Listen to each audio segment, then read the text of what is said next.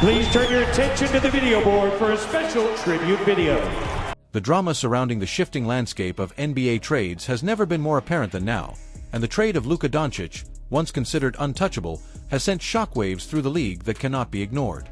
The DKM video titled, "Your Franchise Player is Getting Traded Because of This" dives deep into the implications of this monumental move, laying out how the dynamics of player loyalty, organizational patience, and long-term contracts are undergoing a dramatic transformation. And perhaps most compellingly, it draws the lens toward three young stars, LaMelo Ball, Ja Morant, and Trae Young, whose futures might be determined by the very trends that this trade has unleashed. Back in the day, superstars moved primarily through free agency or after requesting trades in contract years. Today, the trade deadline has become the new free agency. In 2024, the biggest free agency moves were far less impactful than what occurred at the deadline, highlighted by the trades of Doncic, Anthony Davis, and Jimmy Butler. This indicates a dramatic change in how teams are operating. The Doncic trade, in particular, was not about on-court performance. Luka had taken the Mavericks to the NBA Finals and was still just 25 years old. But what it symbolized was a deeper organizational shift. Front offices are no longer tolerating superstar behavior that doesn't align with the franchise's direction or values, regardless of talent. This marks a departure from the era of player empowerment. For a decade, the NBA had been dominated by stars controlling rosters, getting coaches fired, and dictating contract structures. But the pendulum is now swinging back. What DKM calls the owner's strike back is in full effect. Luka was reportedly on track for a $350 million contract, and despite his undeniable talent, there were internal frustrations in Dallas. By shipping him out, the Mavericks sent a clear message to other franchises and players: performance alone is not enough. Professionalism, alignment with team values, and off-court behavior matter. This new standard has put other young stars under scrutiny. Cade Cunningham is used as an example of how the league has started handing out massive contracts based on potential rather than results. The Pistons gave Cade a 5-year, $224 million extension, despite the fact that he had yet to make an All-Star team, missed nearly half of his games, and led the Pistons to back-to-back league-worst records. Owners, especially those less emotionally invested in basketball and more focused on business outcomes, are starting to push back on these kinds of investments. With this context, we shift focus to LaMelo Ball. The Hornets' decision regarding his future may be the first domino to fall in the wake of the Luka trade. LaMelo, now entering his 6th season, has become a symbol of a failed rebuild in Charlotte. While he started strong, winning Rookie of the Year and earning an All-Star nod, he's battled injuries in each of the last 3 seasons, and the team has remained at the bottom of the standings throughout. Even with career-high numbers, the Hornets have shown little to no signs of meaningful progress. DKM lays out a compelling case. Charlotte is looking to rebuild again through the draft. Players like Brandon Miller are about to be eligible for extensions, and if they land a top pick like Cooper Flagg, LaMelo becomes the odd man out. Given that small market teams can't afford 3 max contracts, and considering that the franchise let Kemba Walker walk under similar financial circumstances, history suggests they won't hesitate to move LaMelo either.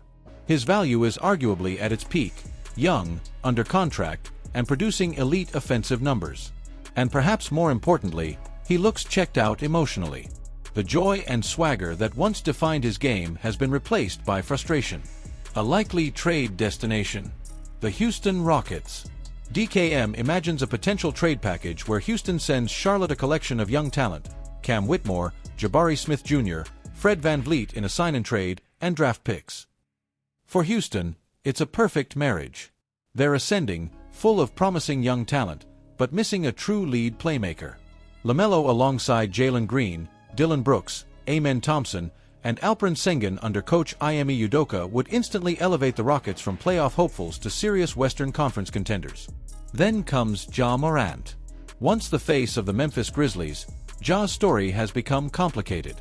Off-court issues, particularly 2 gun-related incidents, have stained his reputation and cost him millions in lost incentives and sponsorships. On the court, he's battled inconsistency and injuries, playing only 9 games last season and struggling to maintain elite form this year. And most importantly, the team's trajectory seems to be moving without him. Jaren Jackson Jr. has emerged as Memphis' most important player, an elite 2-way big man who may be up for a $345 million Supermax extension.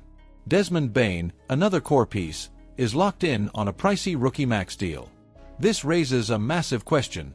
Can the Grizzlies afford to keep Ja too? The answer may be no. With salary cap constraints looming, moving Ja may be the most pragmatic decision. Add to this his recent behavioral issues, including more gun gestures leading to a $75,000 fine, and the writing appears to be on the wall. Two teams are floated as potential landing spots.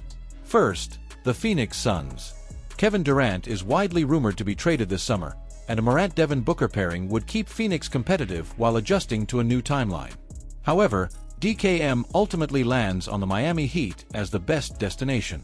Miami's culture under Pat Riley and Eric Spoelstra could provide the structure and accountability Ja needs. The Heat are always looking for a star, and Ja's marketability and age make him a perfect fit. Surrounded by Bam Adebayo, Tyler Herro, and Spoelstra's elite coaching, Ja could find redemption and purpose in South Beach. Finally, we get to Trae Young, perhaps the most polarizing of the three. After his breakout 2021 playoff run, where he led the Hawks to the Eastern Conference Finals, it looked like Atlanta had found their franchise savior. But in the 4 years since, the Hawks have floundered, stuck in play-in territory and never breaking through to true contention. Despite front office aggression, trading for DeAndre Hunter, signing DeJounte Murray, acquiring veterans, nothing has clicked. Trae remains isolated, disrespected in league circles, frequently snubbed from All-Star teams and Team USA, and has become known more for his defensive liabilities than his offensive brilliance. DKM highlights that Trae has just 1 year left before he can opt out of his contract and test free agency. If the Hawks are honest with themselves, the best course of action may be to trade him now and avoid losing him for nothing. The San Antonio Spurs were once the ideal fit, pairing him with Victor Wembanyama, but the recent acquisition of De'Aaron Fox changes that. So who's the next best destination? The answer: the Orlando Magic. The Magic are one of the league's most exciting young teams. Paolo Banchero and Franz Wagner form a terrifying front-court duo. Jalen Suggs is blossoming into a defensive stalwart. But they lack a true point guard, a creator, a floor general, someone who can make the offense hum. Enter Trae Young. With his elite passing, leading the league in assists, Trae would instantly elevate Orlando's offense, reduce his own scoring load, and thrive in an environment where his weaknesses, namely defense, could be masked by players like Suggs and Wagner. DKM envisions a trade package built around draft picks, Wendell Carter Jr., Cole Anthony, and Jonathan Isaac, enough to get the Hawks interested without the Magic sacrificing their core. In Orlando, Trae would have the opportunity to redefine his narrative, go from being overlooked to leading one of the most balanced and dynamic young rosters in the league. And this brings us back to the core of the video. The post-Luka NBA is a different beast. Teams are no longer afraid to cut bait with young stars. Owners aren't as emotionally invested in hype or media image. They're looking at numbers, health, contracts, and culture fit. Players can no longer assume they'll get paid big simply because of potential or past flashes of brilliance. The financials are too large, and the stakes too high. The NBA is evolving, and fast.